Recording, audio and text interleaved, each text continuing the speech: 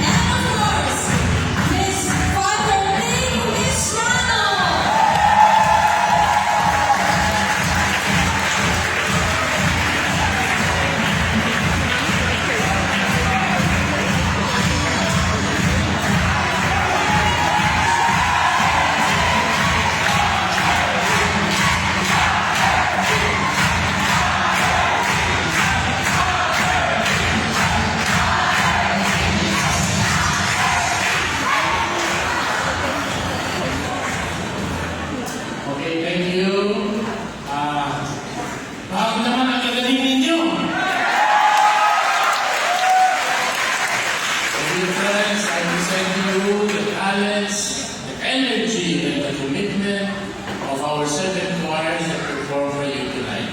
Please give them another round of applause. And Mr. Choirs, we have 8 choirs that serve in the parish. They were able to prepare, pero we remember them also. They're part of the choirs of our parish. 8 choirs that serve on Sundays. They are doing the recording on Okay.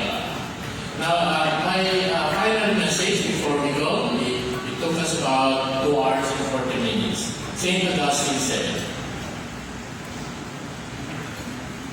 "Let us sing Hallelujah on earth while we live in anxiety, so that we can sing it again one day in heaven in full security." Sing, but go on your journey. Sing, but keep going. So our songs tonight are part of our life. Alam niyo po, 2 months ago, we are full of anxiety. Kung mabubuo namin itong concert na ito. Hindi namin sigurado kasi so hard to bring all of that together. But we kept on singing because, of course, we want to thank God for this talent and we want to give you a good presentation tonight. So we hope that you enjoy our beautiful presentation of this concert, and I hope that we will have more occasions to sing for you.